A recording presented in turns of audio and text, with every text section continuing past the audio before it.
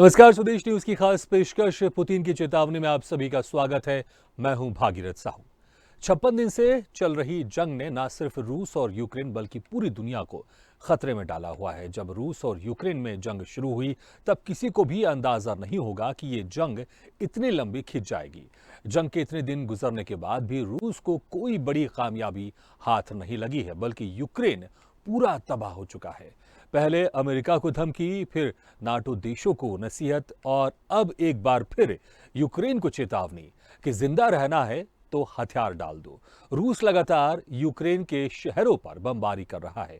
हालांकि इस जंग में रूस अभी तक अपने हजारों सैनिकों को खो चुका है और यही वजह है कि रूस ने यूक्रेनी सैनिकों को चेतावनी देते हुए कहा कि यदि जान बचानी है तो वो सरेंडर कर दें। रूसी सैनिकों की ओर से इस बात की गारंटी दी जा रही है कि जो हथियार डालेगा उसकी जान बख्श दी जाएगी। वहीं यूक्रेन की तरफ से दावा किया गया है कि उसने अब तक रूस के 169 फाइटर प्लेन मार गिराए हैं। रूस ने यूक्रेन की सेना से तुरंत हथियार डालने की अपील की है। मारियोपोल में मौजूद यूक्रेनी सैनिकों के लिए यह अल्टीमेटम जारी किया गया है। रूसी रक्षा मंत्रालय ने एक बयान में कहा गया है कि हम आखिरी बार यूक्रेनी सेना से स्वेच्छा से निर्णय लेने और हथियार डालने का आह्वान कर रहे हैं। रूस के रक्षा मंत्री की माने तो रूसी सेना पूर्वी यूक्रेन में 2 अलग अलग क्षेत्रों को मुक्त करने की योजना को विधिवत रूप से आगे बढ़ा रही है।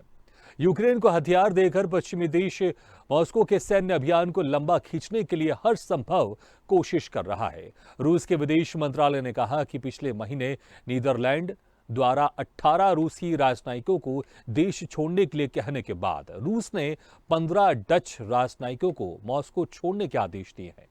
यूक्रेन ने दावा किया है कि उसने इस युद्ध में रूस के काफी फाइटर प्लेन मार गिराए हैं।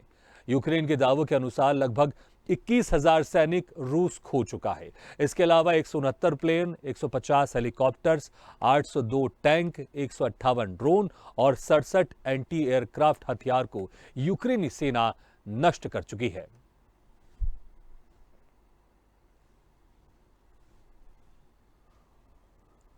तो पिछले 56 दिनों से ये युद्ध जारी है, लेकिन अभी तक कोई नतीजा नहीं निकाल पाया है और फिर से इसी बीच पुतिन ने चेतावनी दी है कि जो यूक्रेनी सैनिक है वो अपने हथियार डाल दें अगर वो अपनी जान बचाना चाहते हैं। तो इसी मुद्दे पर खास चर्चा करने के लिए जो मेहमान हमारे साथ मौजूद है, मैं उनसे आप लोगों का तारुफ करा देता हूं। अमरदीप त्यागी जी हमारे साथ हैं, रक्षा विशेषज्ञ, और मेजर मोहम्मद अली शाह जी हैं जो रक्षा विशेषज्ञ हैं। आप दोनों मेहमानों का बहुत बहुत स्वागत है। सबसे पहले अमरदीप जी, मैं आपके पास आना चाहूंगा। जिस तरह से एक बार पुतिन ने फिर से चेतावनी दी है, ये कोई वैसे नई बात नहीं है। पुतिन जब से ये जंग शुरू हुई है चेतावनी लगातार दे रहा है, कभी अमेरिका को दे रहा है, कभी नाटो को दे रहा है, यूक्रेन को पहले भी कई बार दे चुका है। एक बार फिर से उसने कहा है कि हम आखिरी बार चेतावनी दे रहे हैं, यूक्रेनी सैनिक अगर अपनी जान बचाना चाहते हैं तो हथियार डाल दें। इस चेतावनी को आप किस तरह से देखते हैं कि क्या इसके बाद फिर से चेतावनी होगी या वाकई ये एक खतरे की घंटी है यूक्रेन के लिए? देखिए, यूक्रेन तो ऑलमोस्ट रशिया के कब्जे में है। अभी क्या होता है कि जब ये एरिया वेपन, जिस तरह की मिसाइल का और जिस तरह के बॉम्ब का इस्तेमाल यूक्रेन में हो रहा है, दैट मीन्स जो इंफ्रास्ट्रक्चर है दैट इज ऑलमोस्ट डिस्ट्रॉयड। वो आप वीडियो क्लिपिंग्स जो है उन सब में देख सकते हैं। लेकिन क्या होता है कि एयर वेपन से बिल्डिंग तो तहस नहस हो जाती है, लेकिन 100% आप उसको कब्जा नहीं कह सकते, क्योंकि जब तक वहां पे एक भी सैनिक है वो लड़ रहा है जी, तो वो लड़ाई जारी है। तो कहने का तात्पर्य है कि यूक्रेन के सैनिक अभी बिल्टअप एरिया में या जो खंडर हैं उनके बीच से जो लड़ाई लड़ रहे हैं, एक तरह से यूक्रेन से जो बिल्टअप एरिया में जो गुरिल्ला वॉरफेयर होता है उस तरह का लड़ाई चल रहा है। अब रही यूक्रेन के क्लेम की बात कि हमने रशिया का इतना नुकसान कर दिया, 20,000 सैनिक मार दिए, 150 पौने 200 उनके जहाज गिरा दिए, ये गिरा दिया, वो गिरा दिया, ये एक तरफा बयान है। इस पर हम यकीन नहीं कर सकते, क्योंकि ये एक लड़ाई का हिस्सा है, साइकोलॉजिकल वॉर है, ये एक प्रोपेगेंडा वॉर है जो यूक्रेन कर रहा है, क्योंकि इसकी पुष्टि अभी तक किसी ने नहीं की है। यदि रशिया कहता है कि हाँ हमारा नुकसान हो गया है इतना, या कहीं दिखाई देता है रशिया वीक पड़ता हुआ, तब तो हम मान सकते हैं। लेकिन रशिया उसके 1200-1300 शायद सैनिकों की जो है कैजुअलिटी जो है वो एक्सेप्ट कर रहा है, तो दैट मीन्स उतना ही कैजुअलिटी हुआ होगा, क्योंकि जो 1-to-1 फाइटिंग है वो अभी बाद में शुरू हुआ है। अभी तक तो रशिया जो है अपने एरिया वेपन्स जो है वो इस्तेमाल कर रहा था। जी। बाकी रही धमकी देने की बात, जो असली बात है वो बार बार आज भी रशिया अपने आप को वर्ल्ड की मेन पावर स्टैब्लिश करने के कारण से, कि उसको अपने आप को दिखाना है कि I am the most powerful person, इसलिए वो बार बार अमेरिका को, नाटो को और दूसरे देशों को चेतावनी दे रहा है। जी। और यह कहते कि इतनी दिनों तक ये लड़ाई जो खिंची चली आ रही है, वो बार बार ये देखना चाहता है कि देखते हैं कौन सामने आता है उसका मुकाबला करने के लिए। जी। तो बेसिकली रशिया जो है पूरे यूक्रेन पे ऑलमोस्ट काबिज है, लेकिन फाइनल कब्जा जब तक नहीं कह सकते जब तक उनका एक भी सैनिक लड़ रहा है। बिल्कुल। वो बार बार उनको सरेंडर होने के लिए उकसा रहा है। यस, वो वॉर को इसी तरह खत्म करना चाहता है, और कोई या तो उनको वो मार देगा या वो सरेंडर कर देंगे। उससे पहले ही युद्ध रुकने वाला नहीं है। बाकी वो धमकी जो है, जो यूक्रेन से अमेरिका है या नाटो कंट्रीज है, उनको बार बार दे रहा है कि आपको मुकाबला करना है तो आ जाओ।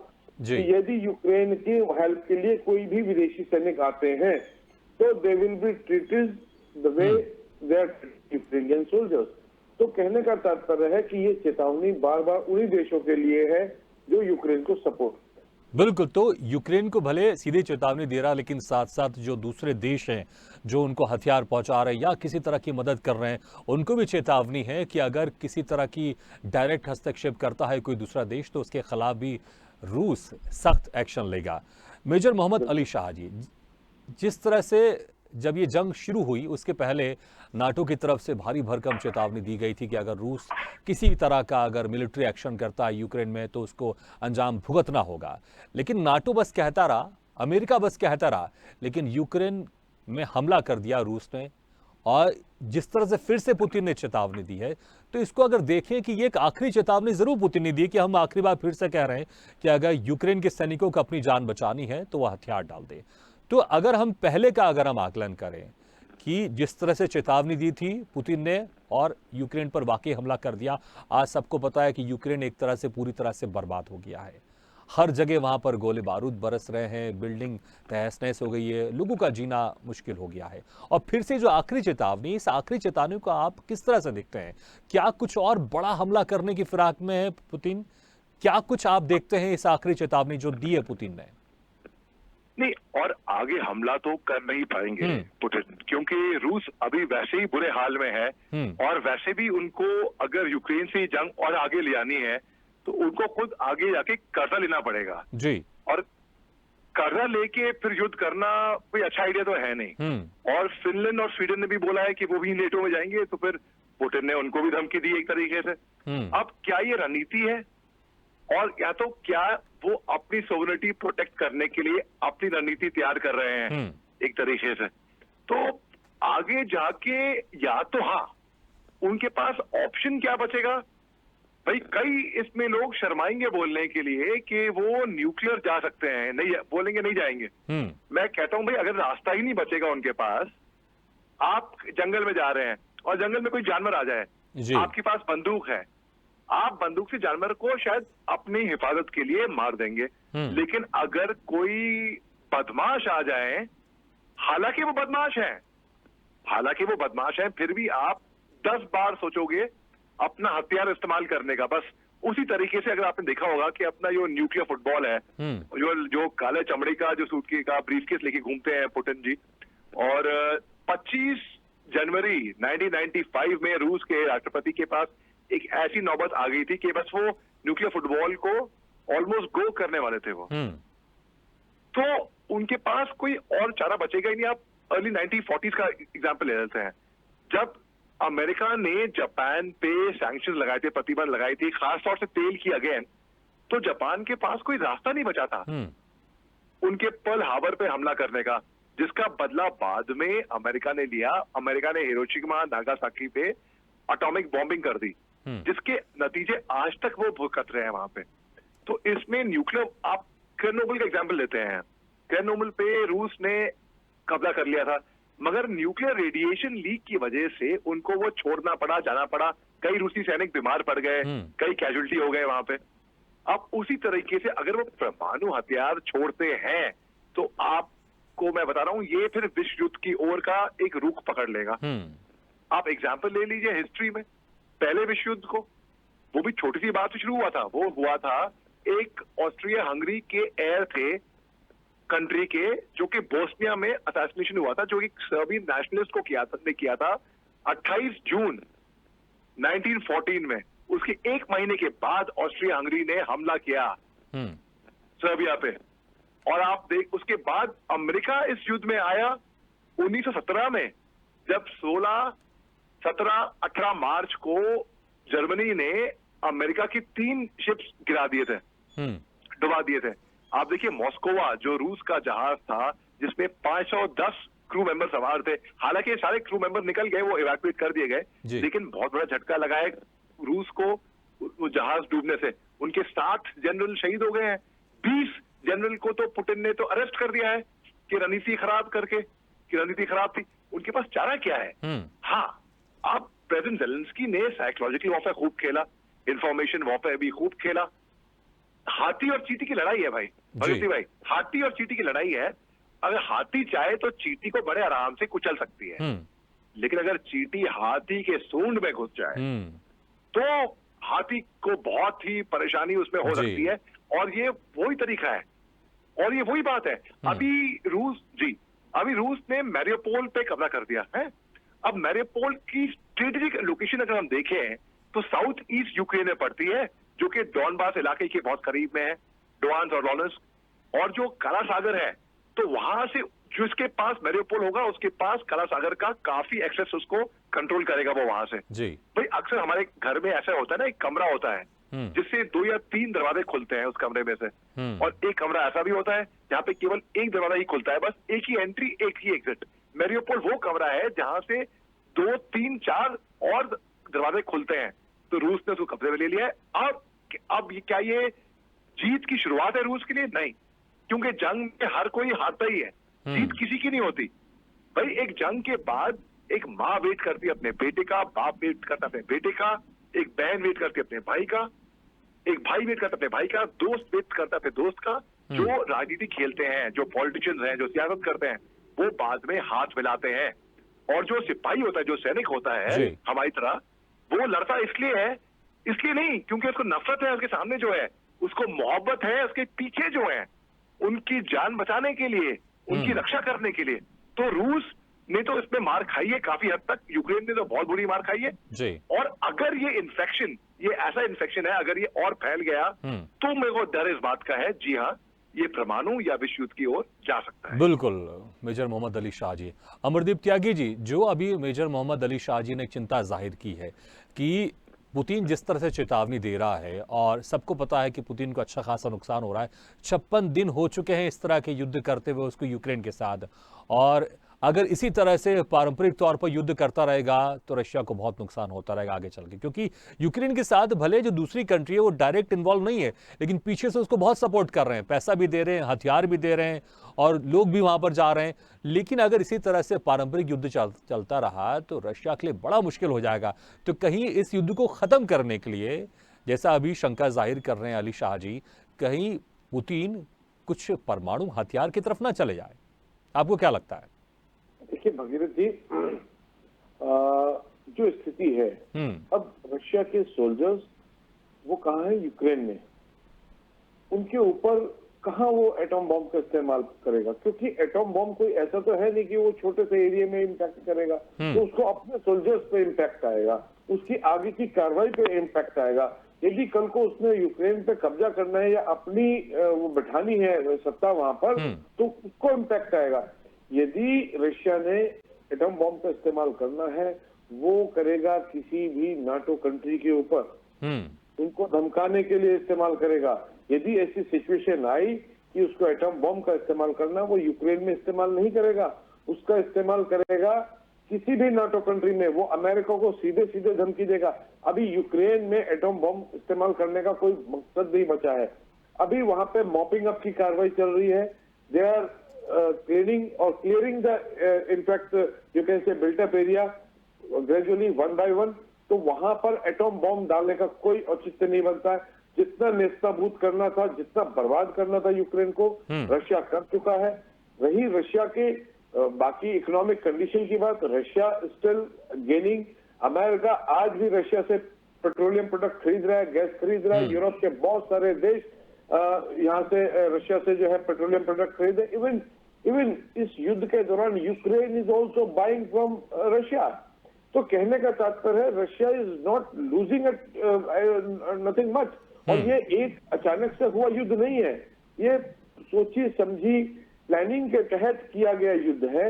इसमें रशिया ने सारा अच्छा, कैलकुलेट तो किया हुआ है। जी अमरदीप जी, तो आप ये जिक्र कर रहे हैं कि रशिया इसको पहले से तैयार था, कि उसको पता था कि मुझे लंबा जाना पड़ सकता है, लंबा जाना पड़ सकता है। जी, तो जी जी बिल्कुल, तो मैं आपसे ये भी जानना चाहूंगा, तो अब उसकी आगे की रणनीति क्या होगी? क्या वो यूक्रेन को रशिया में शामिल कर लेगा, या उसकी आगे रणनीति अब उसकी क्या है? क्योंकि देखिए, हमने सब अफगानिस्तान में देखा है, अमेरिका कई सालों तक अफगानिस्तान में रहा, उसके पहले रशिया भी रहा, लेकिन अफगानिस्तान उसके कंट्रोल में उस तरह से नहीं था। अब देखिए, आखिरकार अफगानिस्तान में तालिबान की सरकार फिर से वापस आ गई। तो आखिर रशिया चाहता क्या है, वो करना क्या चाहता है? वो जो मेरा एंटिसिपेशन है उसमें 2-3 ऑप्शन हो सकते हैं। एक ऑप्शन तो ये कि रशिया जो है पूरे यूक्रेन पे कब्जा करके अपनी सत्ता बिठा दे। ऑप्शन 2 कि यूक्रेन के टुकड़े कर दे, Donbas region as it is वो डिक्लेयर कर चुका है इंडिपेंडेंट, क्रीमिया को अपना हिस्सा बताता है।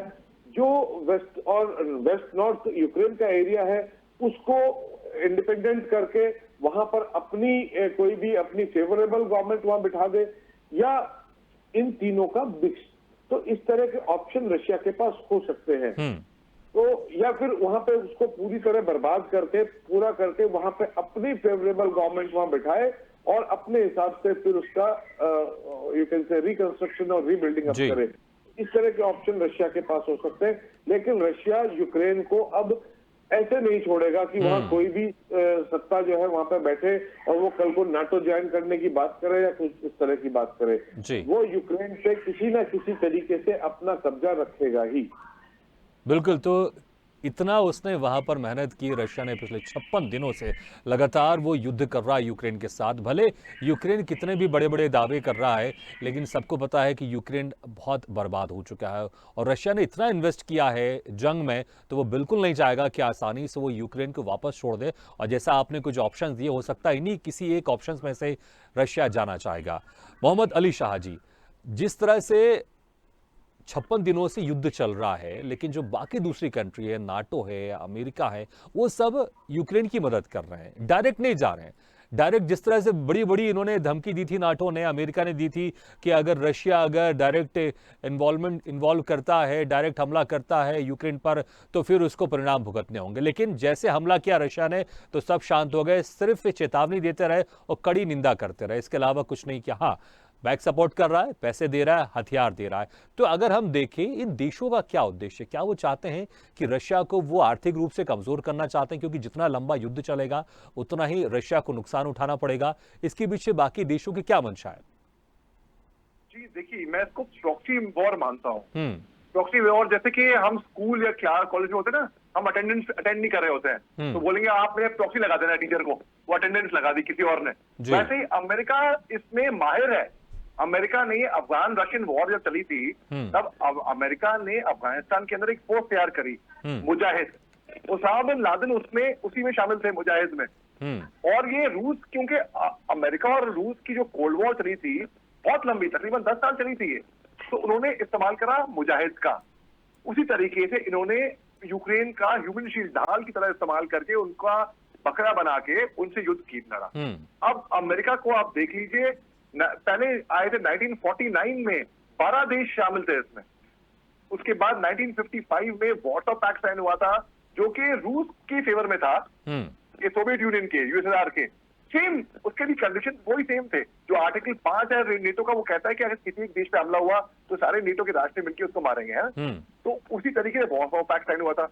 मगर जब डिसइंटीग्रेशन हुआ यूएसएसआर का, तब कंडीशन ये रखी गई थी कि भाई अगर वार्सो पैक्ट समाप्त कर देंगे, हम नेटो समाप्त कर देंगे। वार्सो पैक्ट समाप्त हो गया, नेटो समाप्त कभी नहीं हुआ।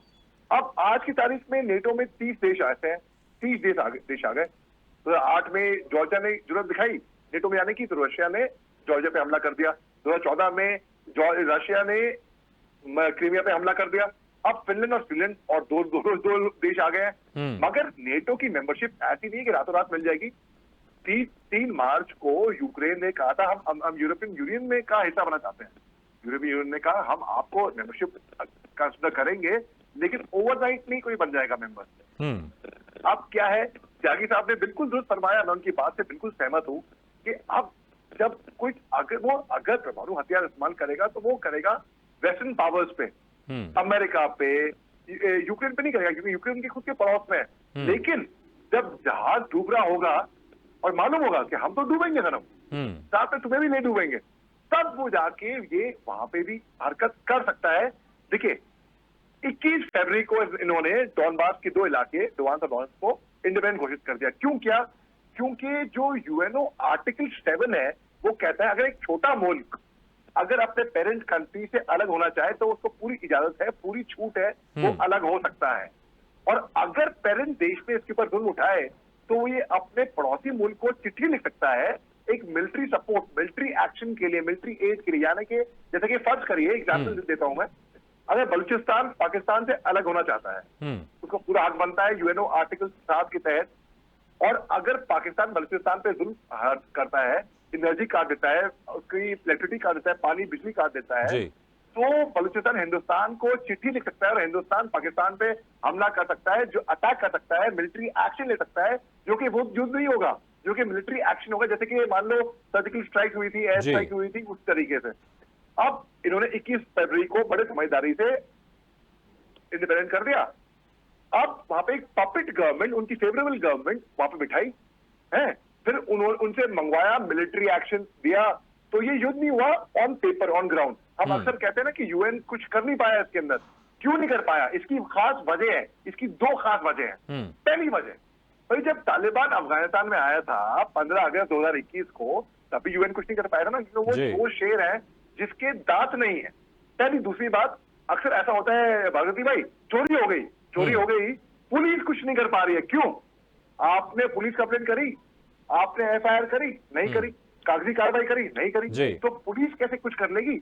लेकिन यूएनओ आर्टिकल 7 के तहत वो प्रोटेक्टेड है ऑन पेपर कि यूएन इसमें दखलंदाजी नहीं दे पाएगा, क्योंकि ये युद्ध है ही नहीं ना कागज के हिसाब से, ये मिलिट्री एक्शन है। बिल्कुल। तो मोहम्मद अली शाह जी, रशिया ने बहुत सोच समझ के यूक्रेन पर हमला किया, जिस तरह से आपने जिक्र किया कि अगर उसको कभी एक्सप्लेन करना भी हो तो वो एक्सप्लेन कैसे बेहतर कर सकता, बहुत सोच समझ के हमला किया। सिर्फ ऐसे नहीं किया कि चलिए हमला करते, छोटा सा देश ही यूक्रेन, उसको तो हम जीत लेंगे। अच्छा जी अमरदीप जी, बहुत कम समय है, तो एक शॉर्ट में मैं जानना चाहूंगा कि जिस तरह से अभी पुतिन ने चेतावनी दी है, क्योंकि ऐसा लग रहा है कि रशिया भी चाहता है, पुतिन भी चाहता है कि अभी ये जंग समाप्त हो, इसलिए उसने एक आखिरी अल्टीमेट दिया है कि सभी जो यूक्रेन के सैनिक हैं वो हथियार डाल दे अगर वो अपनी जान बचाना चाहते हैं। तो इसके पीछे वो भी चाहता है कि जल्द से जल्द युद्ध खत्म हो, और पूरी दुनिया भी यही चाहती है।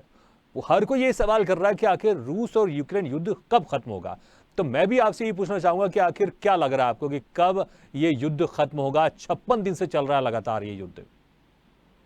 चेतावनी को देखते हुए मैं चाहूंगा कि आप इसमें थोड़ा आप प्रकाश डालें। जब तक नाटो देश नहीं चाहेंगे तब तक ये युद्ध समाप्त नहीं होगा। शॉर्ट में तो ये बात है, क्योंकि they will keep on supporting Ukraine, they will keep supplying arms and ammunition, and वो बेचारे scapegoats, they keep on fighting with the spirit of to protect their nation। तो वो उस बलि का बकरा बनते रहेंगे। जेलेंस्की अपने बंकर से बैठ के उनको मोटिवेट करता रहेगा कि ठीक है, अपने देश के लिए लड़ते रहो। और अच्छी बात है, देखो उस मामले में मैं यूक्रेनियन सोल्जर्स का, यूक्रेनियन सिविलियंस का मैं उनको सल्यूट करता हूँ कि for the country they are ready to sacrifice everything. But जैसी स्थिति है, ऐसी स्थिति में मैं समझता हूँ कि सरेंडर करना is better than to get बिल्कुल। तो अमरदीप जी, ये जो आपने बहुत एक इंपॉर्टेंट बात की कि जब तक नाटो नहीं चाहेगा, जब तक ये युद्ध खत्म नहीं होगा, इसी पॉइंट पर मैं इस हमारी चर्चा को यहीं पर विराम देता हूं, क्योंकि समय बहुत कम है। नहीं तो क्योंकि बातें तो बहुत सारी है, सवाल बहुत सारे हैं, क्योंकि हर कोई बहुत सारे जो सवाल हैं वो चाहता है कि उसके जवाब क्या होंगे। लेकिन आपने कहा कि जब तक नाटो नहीं चाहेगा ये युद्ध समाप्त नहीं होगा। आप दोनों मेहमानों को बहुत बहुत शुक्रिया हमारे इस खास चर्चा में जुड़ने के लिए। तो पुतिन ने एक बार फिर से चेतावनी दी है और कहा है कि आखिरी चेतावनी है कि अगर यूक्रेन के सैनिक अपनी जान गंवाना नहीं चाहते तो वो हथियार डाल दे। तो इसके पीछे ये भी लगता है कि रशिया चाहता है कि जल्द से जल्द ये युद्ध समाप्त हो, लेकिन जैसे हमारे गेस्ट ने कहा है कि नाटो अगर चाहेगा तो युद्ध समाप्त हो जाएगा, लेकिन अभी स्थिति वैसी नहीं है। लेकिन हर कोई चाहता है, हर कोई यही उम्मीद करता है कि युद्ध जल्द से जल्द समाप्त हो, क्योंकि इस युद्ध की वजह से जो 56 दिनों से चल रहा है, इससे पूरी दुनिया में एक हाहाकार मचा हुआ है। चाहे महंगाई की बात करें, हर देश में महंगाई भी बढ़ती जा रही है, इसलिए हर कोई चाहता है कि युद्ध जल्द समाप्त हो। इसी के साथ हमारी इस खास चर्चा में फिलहाल इतना है, लेकिन खबरों का सिलसिला लगातार जारी। आप देखते रहिए स्वदेश न्यूज, सबसे पहले देश।